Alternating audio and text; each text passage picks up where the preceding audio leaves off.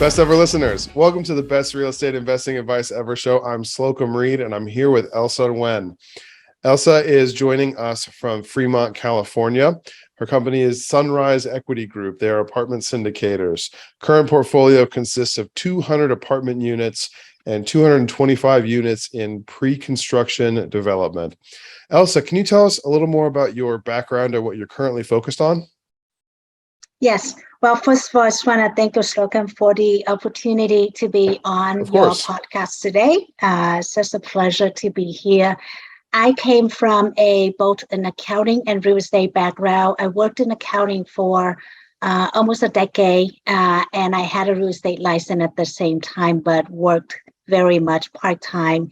And after 10 years in accounting, I figured out I did not like to get stuck behind a desk 8 to 5, and I wanted to do something that I love to do, which is real estate. So went into real estate full-time since 2018, started my first syndication 2019, and that was a land development deal for a hotel. So it wasn't even an apartment. And fast forward in 2020, beginning of 2021, I learned that hotel might not be the best asset class to go after at the time. So I did some research and jumped right into multifamily ever since.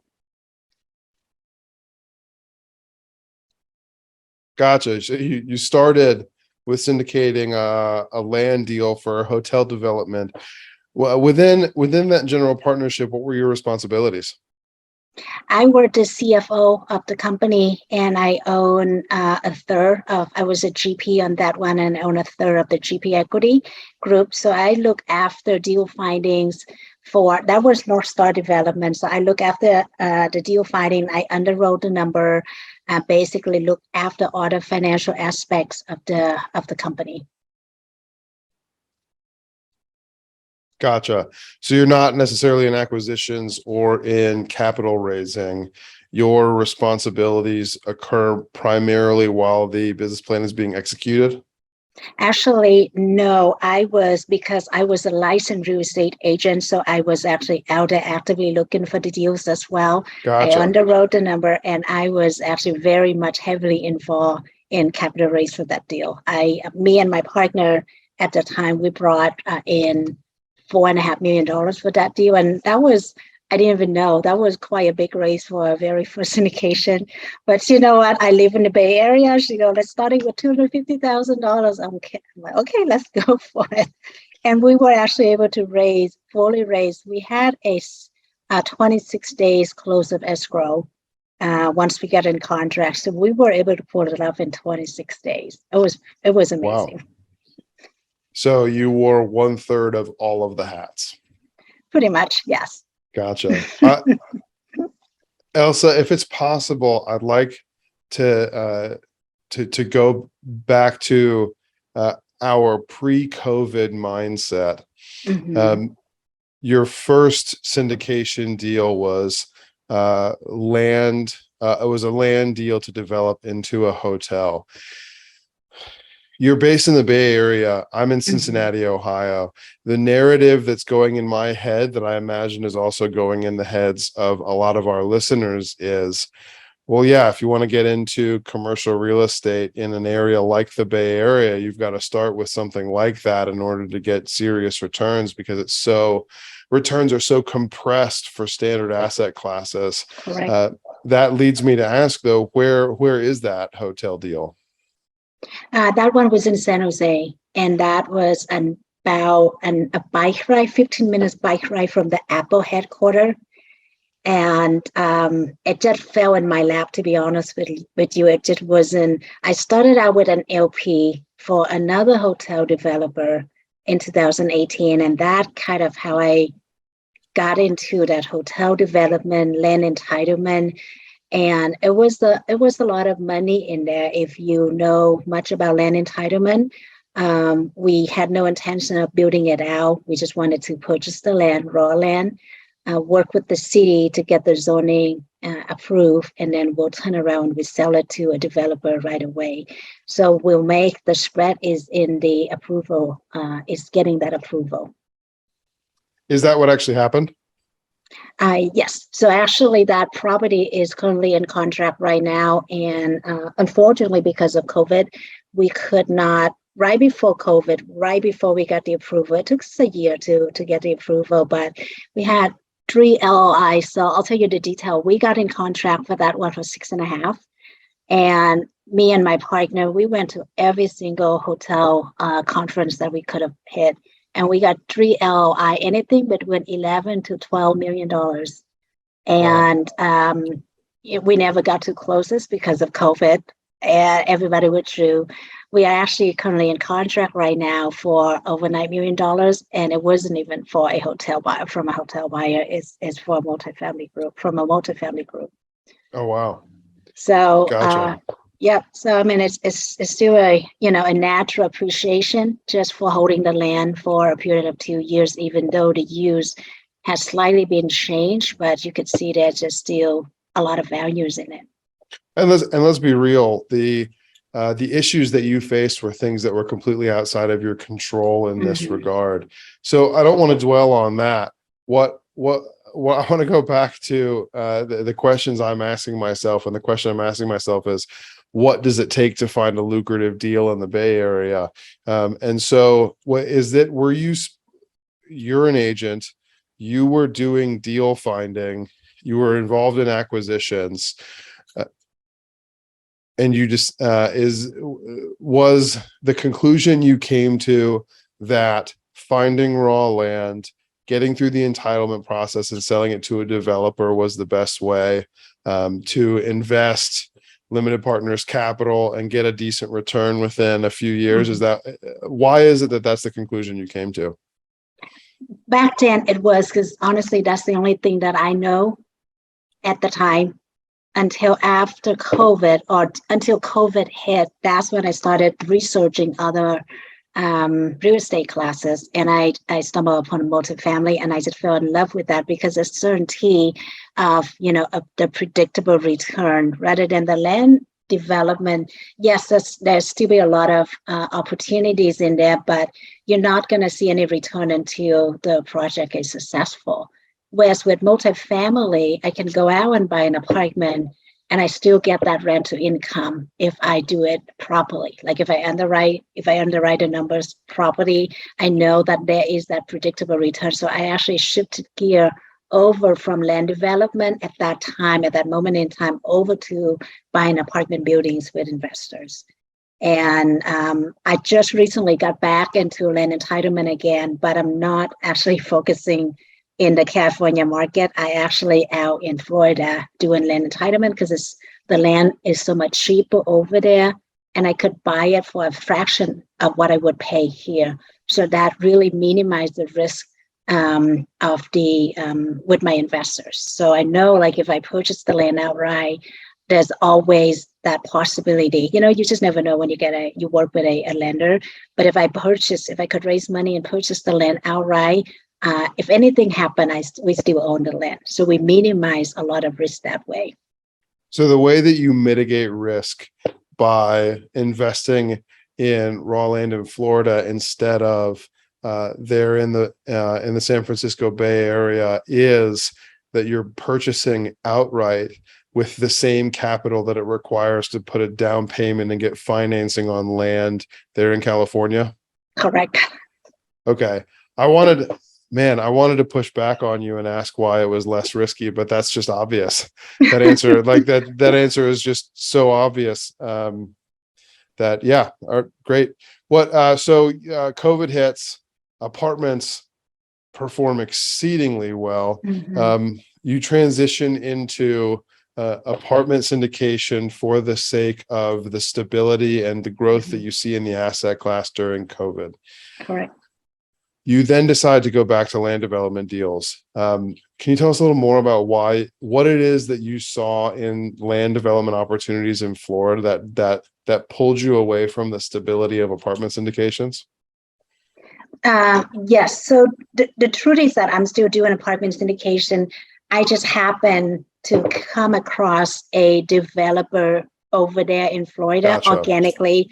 And once he learned that I have entitlement experience out here in California, he offered me a position in the deal if I could help him do it. So, we look at a piece of land over there, 20 acres for a fraction of what I would have paid here in California. And then the pro forma, the numbers that the pro forma projected, the returns is just, like phenomenal. And I couldn't say no to that. So I jumped right back in. He does have experience in land development, and he had gone full cycle a couple deals already. So this is he keep on building on, and he needs partners to help him take out the deals. So that's when I came in. I still love land entitlement. I think there's still a lot of money in there if you know how to do it and if you do it right. So, the offer that he brought to me, I just couldn't walk away from.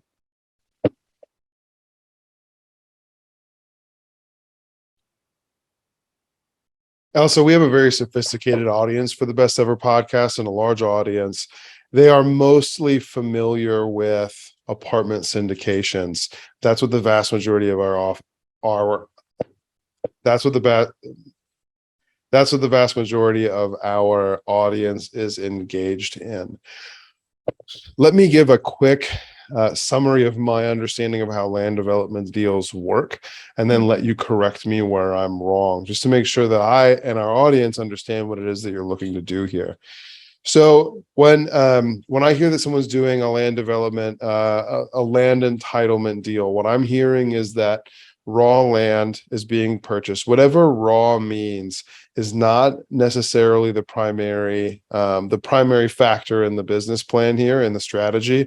What you're doing is acquiring land and then getting all of the local, regional, state, all of the government authorities engaged and approving a business plan or a construction plan to allow for some sort of lucrative development to happen on that land, likely without ever actually making any improvements or breaking ground. What you're going through is the process of dealing with all of the various government entities to get plans or a plan or zoning approved that will allow a developer to come in and execute on what they're already great at with the land that has already received the approvals necessary from the government. Is that correct? Yes, that probably cover 50% of it is. So the city. So please tell me the other 50%. Please, I want to hear this. So there's a group of vendor that we work with, and the city is one of them. So we would be working. I mean, you will start it out. Typically, it's a check for. In order to minimize the risk, I do not want to go against anything that the city say no to. Right. So if the city say, okay, you can put 10 properties on per acre on this piece of land, I'm not going to go and ask them for an exception and try to do 12. Does it make sense? So that's one. If they tell me the height restriction is 60 feet, I'm going to keep it under 60 feet. So what I do, so the first vendor that I would reach out to is the architect. So the architect would come in, show them what it is that needs to be done, and then they're going to draw their plan. Then we're going to bring in the civil engineer. We're going to bring in a geotech. So there's a team of vendor that we would bring into, and we work alongside with the city to come up with the ultimate plan. And there will be a lot of back and forth going between the vendor team and the city and it takes 6 to 9 months. Sometimes it could take up to a year. And if you try to modify the plan, or if you try to ask for exception, I've heard that people could take up to 3 years to get it approved. So, we want to minimize the risk by trying not to change any of the rules that already set out in the general plan. So with that being said, there's a group of people that we work with. And that's where, all the fees, when you do the entitlement, we have to raise extra fee on top of paying for the land is for the entitlement fees. The city is only a small portion of the fee, but the majority of them would probably be paid to the architect or the civil engineer or the CEQA consultants. This is a group of people that we work with alongside. And ultimately, we got everything approved take it out to the final hearing, and that's when we may have to show up to that director hearing, whether in person or on Zoom, and then the director going to look at everything, and that's when they decide whether to give us the final approval or not. And that's correct. We don't, typically I haven't taken anything vertical. So all we do is the planning, the permitting, just the horizontal work. And then once we have all that, we grab it, we pack it all up, and we take it to a developer. And it could be D.R. Horn, it could be any builder. And a broker can market it for us. And we just tell them, here's the approved plan. You can purchase that and go ahead and build it according to whatever that already established here. So focusing on the entitlement process, my question is, how detailed does your construction plan have to be? The reason I'm asking is that I can see where selling to a developer is highly appealing to the developer if you can get a plan approved without a lot of details, and you give them the ability to come in and figure out what it is they want to build. Let's say you have an acre and you decide you're only going to put 10 units on it, and they're going to be below 60 feet, and you just leave it at that. These will be residences. There will be 10 of them, and they will be below 60 feet. Please approve me. I can see a developer coming in and having some creativity and being able to use the systems, the skills, the infrastructure that they already have in place to get into that. Whereas if you have to get approval for exactly how each of those 10 buildings will be laid out, and not just how tall it is, but what brand of windows you'll be using and where all the electrical outlets are, I could see a lot of developers having concern about that, because they probably already have a method of doing what it is that they want to do. And so they would want the flexibility to be able to do things their way. So that being where my question is coming from, Elsa, what level of detail, understanding that every locality will be a little different, what level of detail do you have to take a plan to in order to get through the entitlement process? That's a very, very good question. So with the work that I've done there in San Jose for the hotel, the city of San Jose was very difficult, and we had to go back and forth, and it's even come down to the level of what kind of plant we can use. So we were suggesting that we're going to put the plant there, and they say, no, that is not an approved plan by the city of San Jose. So you cannot use that, right? Doesn't mean that they cannot change where to put the electrical outlet, the big box. Yeah, you need to, they will tell you where to put that. You cannot put that in front of the building, right? The window, what kind of window do we use? If we're going to be using the one that's going to push out to the street, how you have those door that kind of roll up, the new one, and it may take the sidewalk space. That's a no. But if it's the window where you can roll up and down, then that's okay, because now we're not invading the sidewalk space. So it's Elsa, really depend. Yeah.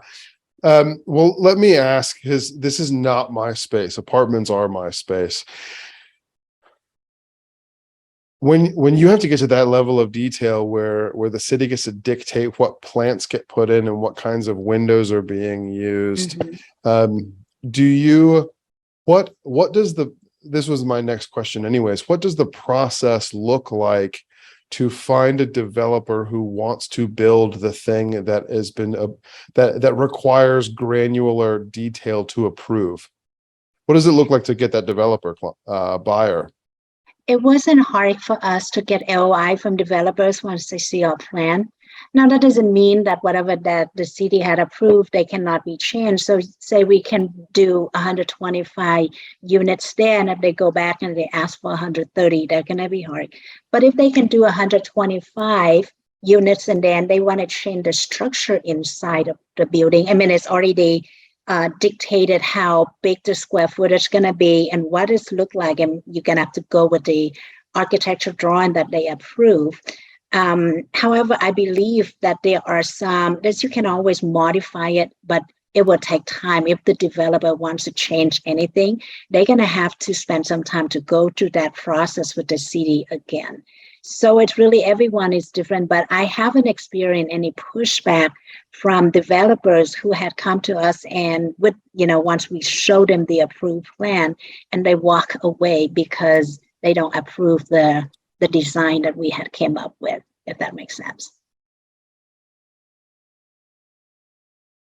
It does. You said I interrupted you. You were giving an example specific to San Jose. Are you experiencing the same level of detail from the city where you are in Florida? The city, not yet. So as of now, we are probably 5 months out into the process. And I have not, as far as I understand, working with my partner, we have not experienced any pushback yet. And it could have been that we haven't gotten to the final stage yet. That is when there's a lot of back and forth. But right now we're about 2/3 of the way, so we're getting there. But I know, as far as I know, the city, we developing this land in Defonia Spring, that's near Freeport, Destin Beach area. And the city is very collaborative, so which is kind of nice. They want new housing over there. They know that they need more apartments. So they are rather very, very cooperative with us. Then, so I have not experienced any pushback yet.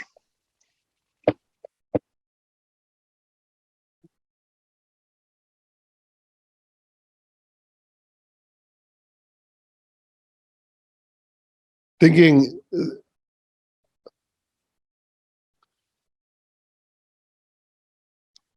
Elsa, when you're fully through the entitlement process and you're getting ready to sell, do you ever feel compelled to stay in the deal and get it developed yourself, or is there just not as much profitability in the actual construction of the buildings you've had the plans approved for? That's a very good question. So that would be a yes and no answer. I prefer to sell because I want to stick to the business plan, but tell my investors that, this is a 12 to 18 months whole period. I want to stay with the business plan. The only time where I would consider to bring in to build, or bring in a partner and build it out was with my hospitality project, and that because of COVID. So we were sitting there staring at the approval. All the LOIs are withdrawn, and we were asking ourselves, what do we do now? Do we continue to find a buyer, or should we just go ahead and build it out? That was the only time that me and my partner was consider building it out. So we kind of changed our marketing a little bit and started to look for partners to take it out with us. But as far as my multifamily, the 2 projects that I'm working on right now, no, I have no intention of holding it. We just want to flip. As a matter of fact, we have already started putting the marketing piece, the package together with a local broker to get it out as soon as we get the approval. Gotcha. 12 to 18 month hold period before you sell. Why is that the business plan instead of getting the building developed yourselves? We don't want to deal with the uncertainties of costs. With the materials expenses, materials are super hard to find right now. Construction costs. So this is so many variables that we don't have control over, and we have to project it out maybe 3-4 years out. And that's just not part of our business plan. Our business plan is to find land, get entitled, sell, find land, get entitled, and sell. So that's kind of just what we try to stick into. That makes sense. It's a very different ask of your investors to say, we will hold your money without any sort of periodic return for 12 to 18 months. That's a very different conversation than we will hold your money without any return for 5 to 6 years, for sure. Exactly. Yeah, I get that. I personally tend to lean towards I don't want to say higher risk, higher reward. I want to say more complicated, higher reward. Fortunately, I've always, in all of my apartment deals, I've bought right. And I was just saying this with another guest. I've been fortunate to buy right, meaning that at any step along the way, I could have sold the deals I was working on for a profit. The moment I bought it, mid renovation, at the end, when I've done cash out refis instead of selling. And so I tend to prefer the more drawn out, more complex deals, so long as I know there's always an exit of selling along the way. You can't really sell a half constructed hotel though, can you? Well, you can sell it for cheap. Well, yeah, that's not you what can I sell mean. anything as long as the right is price. The price is right. Spoken like a true agent. I say that I'm an agent myself. How are But you? yes. Okay. Well, Elsa, are you ready for our best ever lightning round? I'm sorry? Elsa, are you ready? It's all good. Elsa, are you ready for our best ever lightning round? Oh, absolutely. Yes, I am. Great. What is the best ever book you recently read? That's a great question. I think it's the tax book. What is it called? The Tax-Free Wealth by Tom Yes. Wheelwright. That's probably one of the best books that I have read recently.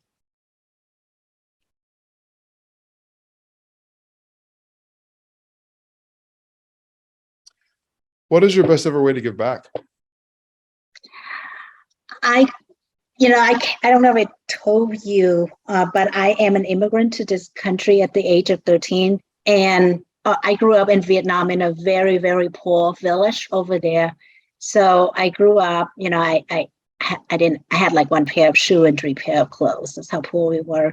And there were days when, when my parents were at seas, we didn't have food to eat. So we had to go to the neighbors and borrow some rice. So I have a heart for, like small villages like that, and just go back and help the people over there that are still behind. So I do have a nonprofit organization that I established with a few other partners in the multifamily space, and we just, tied money into that organization, and we take that back to the villages and partner with those people over there just to distribute free meals to them, and also giving free medical supplies and medicines to and treatments. I work with a local hospital over there. So we partner with them, and once a month, a bunch of doctors gather together and went there and give free treatments, free food, free medicine to the people who live in those villages. That's awesome. Elsa, in your commercial real estate investing career, what is the biggest mistake you've made and the best ever lesson that resulted from it? That would probably be the very first LP deal that I invested in back in 2018. I invested into a development deal, a hotel development deal, and I lost all my money. I lost all my capital. So that was a blessing in disguise for me in a way, because I felt that the money that I've lost in that deal taught me a very big lesson about how to become a better sponsor, how to vet better deals, and how to do it better than that developer who did not, he lost all of the investors' money on that deal. So the lesson I've learned from that is that as a limited partner, you need to really vet your sponsor carefully and know what you get yourself into. Even though not all sponsors, I would say not all sponsors are created equal. So I've learned that, we need to know what we're doing, whether you are getting to a deal as a limited partner or a general partner. We all have to do our homework. That makes a lot of sense. And what is your best ever advice? My best ever advice is start early. Don't wait.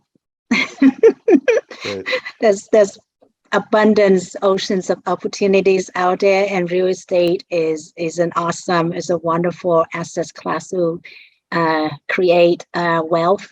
So, if you are sitting on the sideline thinking, stop thinking, just dive right in, do some research, and do it right away.